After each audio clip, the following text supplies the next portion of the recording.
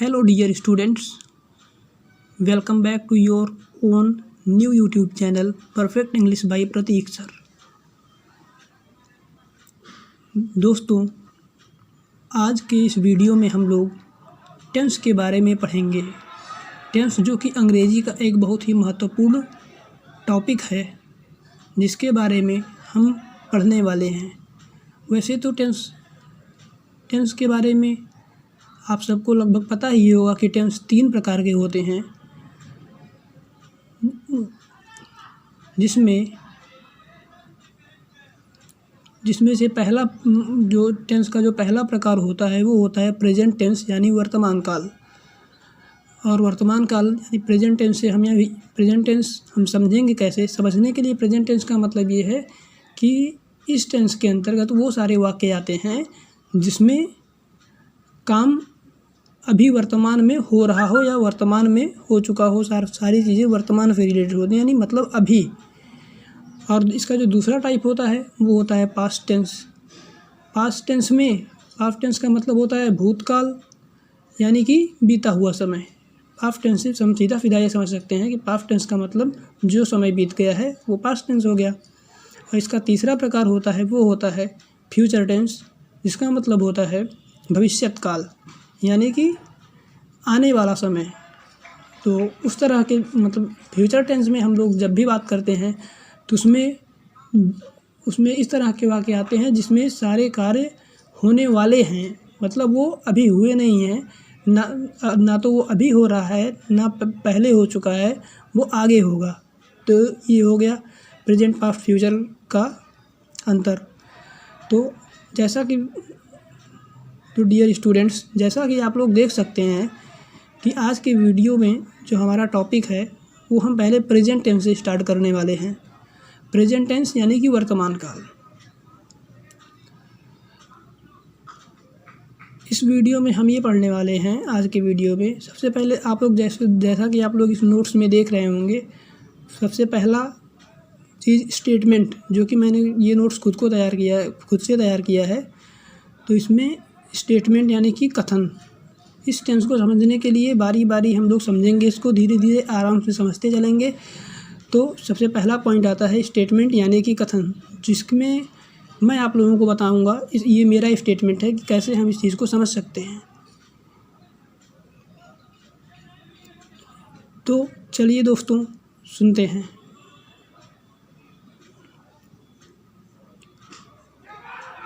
दोस्तों, जैसा कि आप सब देख सकते हैं स्टेटमेंट में यह लिखा हुआ है कि आज हम लोग प्रेजेंट टेंस यानी वर्तमान काल के बारे में पढ़ेंगे। और इस टेंस को वर्तमान काल भी कहा जाता है। और अब हम ये जानेंगे कि ये टेंस हम क्यों पढ़ें, आखिर में प्रेजेंट टेंस हमें पढ़ना क्यों चाहिए, इसके पीछे का हमारा उद्देश्य क्या है। तो प्रेजेंट टेंस पढ़ने का उद्देश्य यह है, पहला उद्देश्य है कि इस टेंस को पढ़ करके आप सभी छात्र इस टेंस को हिंदी में ट्रांसलेट करने के लिए योग्य हो जाओगे। और दूसरा पॉइंट यह है कि आप लोग इस टॉपिक को पढ़ने के बाद में इसके सहायक क्रिया को आसानी से पहचान सकोगे। और तीसरा पॉइंट है कि आप सभी विद्यार्थीगण इस टॉपिक को यानी प्रेजेंट टेंस को पढ़ने के बाद आप लोग इस चीज़ को किसी और को भी अच्छे से समझा पाएंगे कि प्रेजेंट टेंस क्या होता है।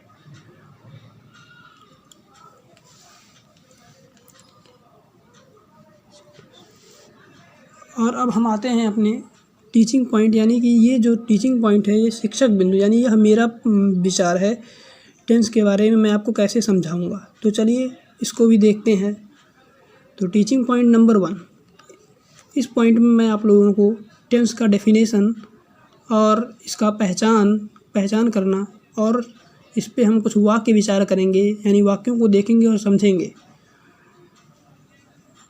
तो इसकी डेफिनेशन यानी कि इसकी परिभाषा पे हम आते हैं। तो इसकी परिभाषा यह है, जैसा कि आप लोग देख सकते हैं, इसमें लिखा हुआ है, if a sentence is in current time we shall say it present tense.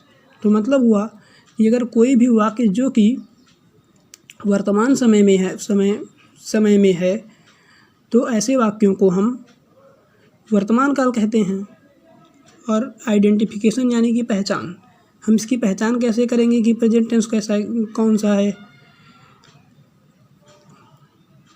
देखिए विद्यार्थियों या मित्रों, इस टेंस की पहचान के लिए अगर हम सेंटेंस को देखेंगे और सेंटेंस यानी हिंदी वाक्य को देखेंगे, हिंदी वाक्य को देखने के बाद उसके अंत में यानी क्रिया के अंत में है, हूँ, हो, हैं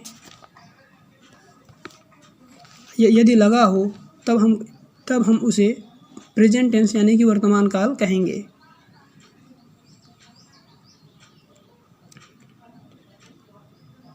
तो चलिए अब हम वाक्य को समझते हैं कि इसमें किस तरह के वाक्य हमें देखने को मिलते हैं। जैसे कि पहला वाक्य है, वह गांव में है। तो हमें इसमें ये पता करना है कि ये कौन सी टेंस का है। तो इसके लिए हम इसके लास्ट में देखेंगे, है लिखा हुआ है, जैसा आप लोग देख रहे होंगे स्टूडेंट्स। तो है इसका, इस वजह से यह प्रेजेंट टेंस का है, जैसा कि मैंने आपको इसके पहले ही पहचान भी बताया था। दूसरा सेंटेंस देखिए, इसमें लिखा हुआ है, सुमन शहर में है। तो यहाँ भी लास्ट में है आया, इसलिए यह प्रेजेंट टेंस यानी वर्तमान काल है। और तीसरा देखिए, इसमें लिखा हुआ है, वे गुजराती हैं। तो इसमें भी लास्ट में है आया, इस वजह से यह प्रेजेंट टेंस का सेंटेंस हुआ। चौथा देखते हैं, हमारे देश के प्रधानमंत्री श्री नरेंद्र मोदी हैं। ये भी प्रेजेंट टेंस आएगा क्योंकि इस वाक्य के अंत में है आया हुआ है। और पांचवा सेंटेंस देखते हैं, इसमें लिखा हुआ है, राम एक लड़का है। तो इसके हम लास्ट में देख रहे हैं, जब भी इस वाक्य के अंत में देख रहे हैं तो हमें देखने को यही मिल रहा है इसमें भी आया, इसी वजह से यह भी प्रेजेंट टेंस हुआ। और छठवां है, सीता एक बुद्धिमान लड़की है। प्रेजेंट टेंस, क्योंकि यहाँ पे भी लास्ट में है आया। मैं एक अध्यापक हूँ, लास्ट में हूँ आया, जो कि मैंने इसके पहचान में बताया था कि ये सारे शब्द अगर आएंगे तो इससे हम पहचानेंगे ये प्रेजेंट टेंस है। आठवां एक और सेंटेंस देखते हैं, तुम एक अच्छे विद्यार्थी हो। तो ये भी प्रेजेंट टेंस का वाक्य है क्योंकि लास्ट में हो आया है। तो इसी तरह से सारे वाक्य हमें इस टेंस के अंतर्गत देखने को मिलते हैं। और अब हम आगे बढ़ते हैं और यह जानने की कोशिश करते हैं इसके रूल और फार्मूला और ट्रांसलेशन के बारे में। तो टीचिंग पॉइंट, जैसा कि मैंने आपको पहले बताया, अब हम अपने टीचिंग पॉइंट 2 यानी कि ये मेरा पॉइंट है जो मैं आप लोगों को बताऊंगा कि इसमें मैं आपको क्या बताने वाला हूँ। इसमें पहला टीचिंग पॉइंट 2 में हम सीखेंगे नियम, सूत्र और अनुवाद कैसे करेंगे हिंदी में या हिंदी को इंग्लिश में या इंग्लिश को हिंदी में कैसे हम अनुवाद करेंगे, ये चीज़ इस पॉइंट में सीखेंगे। तो पहले हम लोग देखते हैं रूल्स ऑफ ट्रांसलेशन यानी कि अनुवाद का नियम।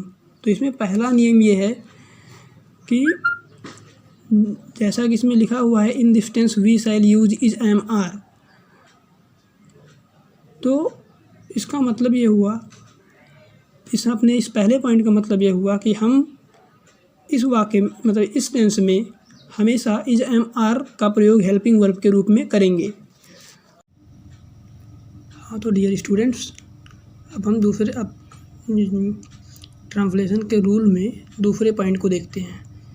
देखिए इसमें लिखा हुआ है, जैसे मैंने अपने नोट्स में लिखा है इस चीज़ को, is will be used with he, she, it, this, that और any name in bracket singular subject.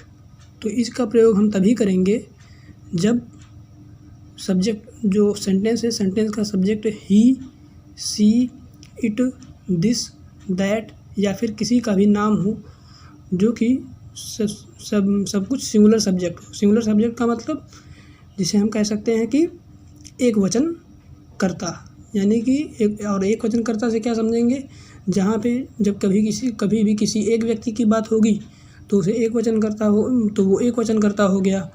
तो यहाँ पे ये सिंगुलर सब्जेक्ट को समझ सकते हैं इस पॉइंट से। और अब हम अपने तीसरे पॉइंट की तरफ बढ़ते हैं, जिसमें लिखा हुआ है कि आई एम का यूज़ कब करेंगे।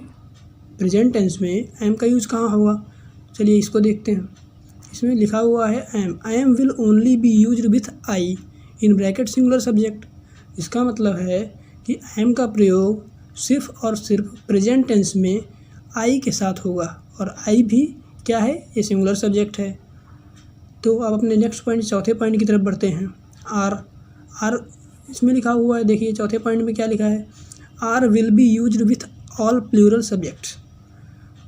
मतलब ये हुआ कि ऑल जो आर का प्रयोग है वो सभी बहुवचनकर्ता के साथ में हमेशा आर का प्रयोग किया जाता है। बहुवचन और एक वचन में अंतर ये होता है, जब एक लोग होते हैं तो वहाँ पे एक वचन की बात होती है, और जब दो लोग होते हैं, दो या दो से अधिक लोग होते हैं, तो वहाँ बहुवचन की बात होती है, यानी कि प्लूरल सब्जेक्ट। अब डेमोन्स्ट्रेशन में आप देख सकते हैं, मैंने दिखाया यहाँ पे चार्ट बना करके एक दिखाया है कि इसमें आई अगर रहेगा मतलब कौन से सब्जेक्ट के साथ में कौन सा वर्ब का यूज होगा। जैसे यहाँ देख लीजिए, पहले मैं है तो उसके लिए अपना यहाँ इंग्लिश में जब उसको लिखेंगे मैं के लिए, तो आई उसके साथ में सब्जेक्ट आएगा। वर्ब कौन सा आएगा, यानी क्रिया एम आएगी। तुम है तो तुम के लिए यू आएगा। वर्ब यानी क्रिया कौन सी आएगी, आर आएगी। वह के लिए ही और सी दोनों का यूज होता है। अब ऐसा क्यों होता है, वो इसलिए क्योंकि अब जेंडर की बात आती है। अगर कोई मेल है तो उसके लिए ही का यूज होगा, और अगर फीमेल है तो सी का यूज करेंगे। और इसके साथ में वर्ब कौन सा आएगा, इज आएगा। तो ये भी कहीं ना कहीं एक ये सिंगुलर सब्जेक्ट है। ठीक, हम का मतलब एक ग्रुप में काफ़ी सारे लोग हों जहाँ पे बात की जाती है हम, तो ये हम है तो हम को जैसे हम लोग कह सकते हैं कि यहाँ इसमें लिखा हुआ है वी। हम के लिए हम का सब्जेक्ट क्या होगा, वी होगा। उसके साथ में वर्ब का प्रयोग करेंगे तो आर होगा। वे ये भी बहुवचन है, इसलिए वे का जो ट्रांसलेशन है उसके साथ में दे लिखा जाता है वे की जगह पे, और जो वर्ब है वो आर रहेगा। और तीसरा एग्जांपल मैंने दिया था कि किसी का नाम, तो उसके साथ में हमेशा इस का प्रयोग होता है। इसी वजह से यहाँ आप देख सकते हैं मैंने एक नाम लिखा है राम, और राम के साथ में जो वर्ब का प्रयोग होगा वो इस का होगा। तो डियर स्टूडेंट्स, मैं यह उम्मीद करता हूँ आप लोगों से कि आप लोगों को इज एम आर का प्रयोग अच्छे से समझ में आ गया होगा, और आप लोग इसका प्रयोग अब कर लेंगे। तो अब वीडियो में आगे बढ़ते हैं।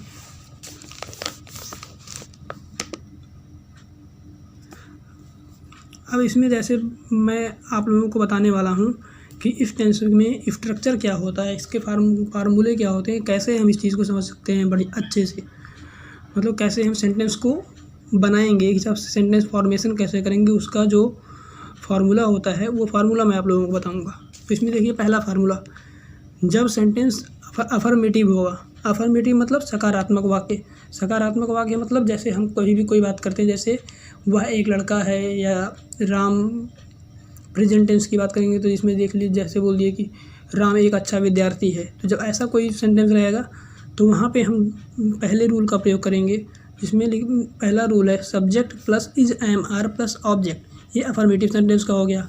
ठीक, अब सेम चीज़ यहाँ है, दूसरा टाइप वो नेगेटिव सेंटेंस होता है। नेगेटिव सेंटेंस मतलब नकारात्मक वाक्य, और नकारात्मक वाक्य का मतलब जैसा सकारात्मक रहेगा बस उसी से वैसा ही रहता है। बट इसमें क्या अंतर रहता है कि यहाँ पे आपको उस वाक्य में कहीं ना कहीं नहीं लिखा मिलेगा।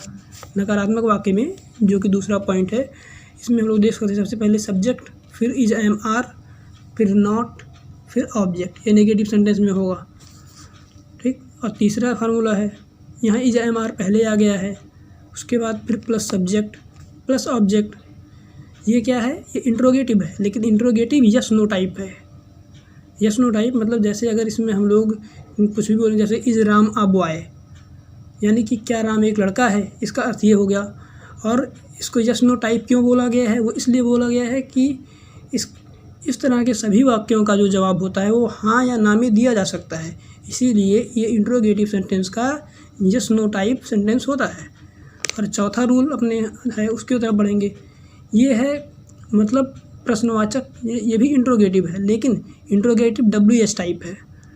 WH का टाइप का मतलब क्या हुआ कि यहाँ पे जब स्टार्टिंग होगी तो कहीं ना कहीं WH वर्ड से स्टार्ट होगा। उस वाक्य में प्रश्न पूछते हैं हम किसी से, जैसे कि वह ऐसा क्यों है, या राम एक अच्छा विद्यार्थी क्यों है, या राम एक बुरा लड़का क्यों है। ये सारी चीज़ें हैं। या एग्जाम्पल में और समझ सकते हैं कि WH के लिए जैसे हो गया कि ये सारी चीज़ें हैं, इसे समझेंगे हम। WH वर्ड ये हो गया, तो इसमें अपना चलो इस WH वर्ड का हम लोग रूल देखते हैं। पहले WH वर्ड लगाएंगे, plus is am are verb का प्रयोग करेंगे, फिर उसके बाद सब्जेक्ट का प्रयोग करेंगे, फिर ऑब्जेक्ट, फिर उसके बाद में इंट्रोगेटिव सेंटेंस। इन ब्रैकेट में WH लिखा हुआ है तो वो उसी का मतलब IS का मतलब इंट्रोगेटिव, WH मतलब WH टाइप। अब पांचवा है, ये इंट्रोगेटिव निगेटिव है। इसमें आप लोग को देखने को क्या मिलेगा पांचवें सेंटेंस में कि जैसा हमने तीसरा सेंटेंस देखा जो कि इंट्रोगेटिव यस नो टाइप था, ये भी इंट्रोगेटिव यस नो टाइप होता है। बट इसमें जो है यस नहीं, इसमें सिर्फ नो, ये इंट्रोगेटिव नेगेटिव है इसलिए नो टाइप। मतलब क्या होता है कि इस तरह के वाक्य में हम किसी से प्रश्न पूछते हैं लेकिन नकारात्मक तरीके से। इज एम आर जैसे यहाँ है, इसका अगर एग्जांपल हम समझेंगे तो क्या शिवम एक अच्छा विद्यार्थी नहीं है। तो इसका ट्रांसलेशन जैसे हम लोग कर सकते हैं, क्या बनेगा इसका ट्रांसलेशन। तो इसके लिए सबसे पहले शिवम हम देखेंगे तो शिवम आया, तो शिवम के लिए हम जाहिर सी बात है सिंगुलर सब्जेक्ट है इसलिए इसका प्रयोग करेंगे। प्लस अब यहाँ सब्जेक्ट है तो हम लोग उस रूल के में देखेंगे तो रूल में अपना सब्जेक्ट कौन है, शिवम है। कर्ता मतलब सब्जेक्ट क्या होता है, डूअर, जिसके बारे में बात की जाती है उसे कर्ता बोलते हैं। तो इस वजह से सब्जेक्ट आ गया, प्लस नॉट। तो जैसे हमने एग्जांपल को लिया कि अगर क्या शिवम एक अच्छा विद्यार्थी नहीं है तो हमारा इज फिर शिवम नॉट ऑब्जेक्ट में अ गुड स्टूडेंट कर देंगे तो ये कंप्लीट हो जाएगा। ये सारे रूल हो गए, लगभग आपको समझ में आ गए होंगे। अब बढ़ते हैं, हम लोगों ने फार्मूले को देख लिया और अब ट्रांसलेट की तरफ बढ़ते हैं, ट्रांसलेशन की तरफ कि मतलब हिंदी को इंग्लिश में कैसे हम ट्रांसलेट कर सकते हैं। देखिए जैसे यहाँ पे एक सेंटेंस मैंने लिखा है, वह एक लड़का है। तो रूल के हिसाब से वह एक लड़का है तो ये किस टाइप का सेंटेंस हुआ, अफर्मेटिव सेंटेंस हुआ। क्योंकि आप यहाँ पे देख सकते हैं अफर्मेटिव सेंटेंस का मैंने रूल बताया था। तो अफर्मेटिव सेंटेंस है इसलिए यहाँ पे हम उसके हिसाब से देखेंगे। तो सबसे पहले सब्जेक्ट इसमें क्या है, वह, ही, और फिर वर्ब लगाएंगे। रूल के हिसाब से वर्ब का प्रयोग किया जाएगा। तो वर्ब इसमें क्या है मतलब, तो इसके लिए वर्ब का यूज होगा जाएगा जिसे मतलब हम लोग एज ए मेन वर्ब, या हाँ ये मेन वर्ब बोल सकते हैं इसको, ये अपना मेन वर्ब है। तो इसलिए यहाँ पे इज का प्रयोग किए, ही के साथ में इज, अ बॉय हो गया। फिर दूसरा सेंटेंस है, राम एक अच्छा विद्यार्थी नहीं है, तो Ram is not a good student, तो उसके हिसाब से ट्रांसलेशन हो जाएगा। फिर एक और से ये मतलब सेंटेंस देख लीजिए, जैसे मैंने लिखा है चौथा सेंटेंस, हमारे ज़िले की अधिकारी सौम्या अग्रवाल हैं। तो इसका ट्रांसलेशन क्या बनेगा, the district magistrate of our district is Saumya Agarwal. और बाकी के ऐसे काफ़ी मतलब दो तीन एग्जांपल और हैं इस वीडियो में जो कि जिसके बारे में मैं बता नहीं रहा हूँ। आप लोग इसको देख करके समझिए, और अगर कहीं भी कोई दिक्कत होती है तो आप हमसे ज़रूर मतलब कमेंट में आप इस चीज़ को पूछ सकते हैं, और मैं आप सभी के कमेंट का जवाब देने का प्रयास करूँगा। इसलिए दोस्तों, अभी मैं यूट्यूब पे नया हूँ, ये चैनल मेरा नया है, ये मेरी पहली वीडियो है, तो इसमें अगर कहीं भी थोड़ी मोड़ी कुछ मिस्टेक हो तो उसके लिए मुझे आप लोग माफ़ करें। और बाकी रही बात मतलब आप इस चीज़ को देखिए, पढ़िए, इससे सीखिए। कहीं कोई दिक्कत आती है तो आप कमेंट में हमसे पूछ सकते हैं, और वीडियो को लाइक शेयर करना ना भूलें। और अगर आप चैनल पे को पहली बार देख रहे हैं तो सब्सक्राइब ज़रूर करें, और बेल आइकन ज़रूर दबाएं ताकि जो है आप इस चैनल पे आने वाले सभी वीडियो का नोटिफिकेशन आपके पास सबसे पहले पहुंच सके।